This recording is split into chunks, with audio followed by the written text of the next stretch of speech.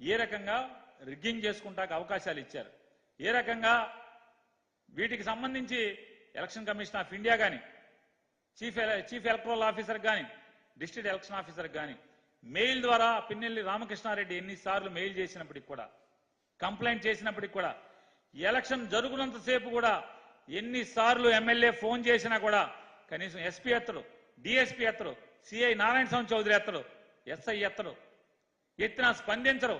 అయ్యా ఇట్లా అక్కడ ధ్వంసం జరుగుతుంది, దుర్మార్గం జరుగుతుంది, పోలింగ్ బూత్ల దగ్గర గొడవలు చేస్తున్నారు, ఎవరిని రానివ్వకూడదంటే స్మూత్గా ఉండి అల్లర్లు లేని చోట ఒక్క గొడవ కూడా నమోదు కాడినటువంటి పోలింగ్ స్టేషన్ దగ్గర ఇది ఆన్ రికార్డ్ పోలీసులు పదుల సంఖ్యలో పారామిలిటరీ బలగాలు ఉంటాయి. గొడవలు జరుగుతాయి. ఎమ్మెల్యే 8వ తారీఖునే ఎక్కడెక్కడ బూతుల్లో గొడవలు జరుగుతాయో మొత్తం అంతా కూడా రాతపూర్వకంగా ఎస్పీకి కంప్లైంట్ ఇచ్చాడు, ఐజీకి కంప్లైంట్ ఇచ్చాడు, మెయిల్స్ పంపించాడు, ఎలక్షన్ కమిషన్కి మెయిల్స్ పంపించాడు. ఆ బూతుల్లో ఎక్కడ కూడా ఒక హోంగార్డు, ఒక కానిస్టేబుల్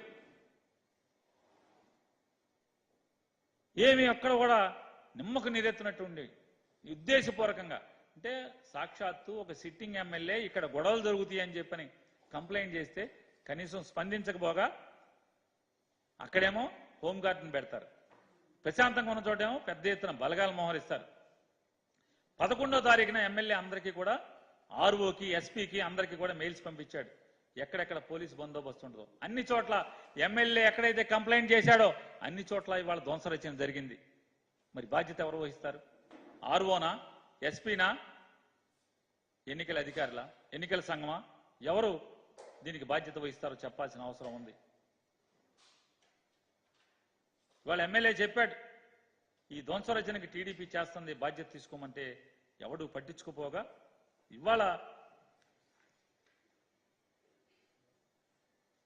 మరొకసారి చెప్తున్నాం, ఉద్దేశపూర్వకంగా ఎవరెవరైతే పురంధేశ్వరి గారి మాట మేరకు ఎన్నికల అధికారుల్ని మార్చి వారు చెప్పిన అధికారుల్ని ఎవరైతే పోస్ట్ చేశారో అక్కడ మాత్రమే ఈ విధ్వంసాలు, ఎన్నికల ప్రక్రియ అపహాస్యం అవటం జరిగింది. ఖచ్చితంగా వైఎస్ఆర్ కాంగ్రెస్ పార్టీ మేము యాంటిసిపేట్ చేస్తున్నాము, మేము భయపడుతున్నాము. పిన్నెల్లి రామకృష్ణారెడ్డిని హత్య చేయటానికి పోలీసు ద్వారా తెలుగుదేశం పార్టీ పెద్ద ఎత్తున ప్రయత్నం చేస్తుంది. మేము ఈ వ్యవస్థలోని ప్రతి ఒక్కరికి కూడా, రాష్ట్రపతి గారికి, గవర్నర్ గారికి, అలాగే ప్రధానమంత్రికి మేము మెయిల్స్ పంపించడం జరిగింది.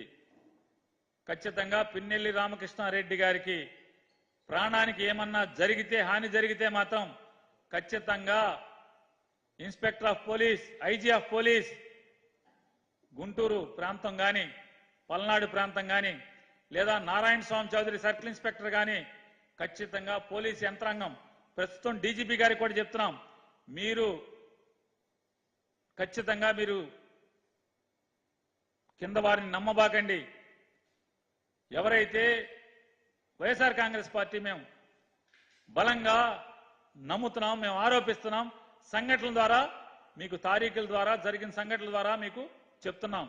డీజీపీ గారిని గట్టిగా డిమాండ్ చేస్తున్నాం, పిన్నెల్లి రామకృష్ణారెడ్డి ప్రాణాలని కాపాడండి. అతన్ని హత్య చేయడానికి తెలుగుదేశం వర్గాలు తీవ్రంగా ప్రయత్నం చేస్తున్నాయి. పోలీసుల సహకారంతో, సిఐ నారాయణ స్వామి చౌదరి సహకారంతో జరుగుతుందని ఎమ్మెల్యే మాకు చెప్తున్నాడు.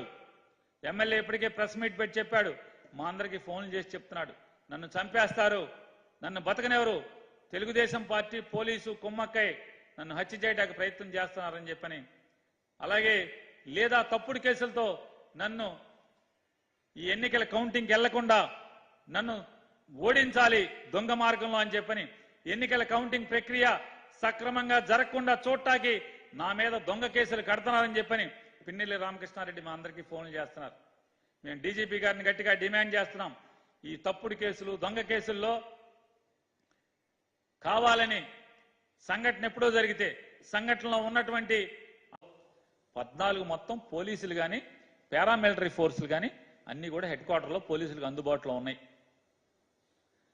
14 అందుబాటులో ఉంటే 14 రాత్రి గొడవ అయితే కనీసం ఒక్క పోలీసు కానీ లేదా పారామిలిటరీ పోలీసులు కానీ ఇన్ని 100 మంది పోలీసులు ఉన్నా కూడా ఆ పోలీసులు వెళ్ళి అక్కడ గొడవలు అనచరు, గొడవలు యథేచ్ఛగా జరగనిస్తారు.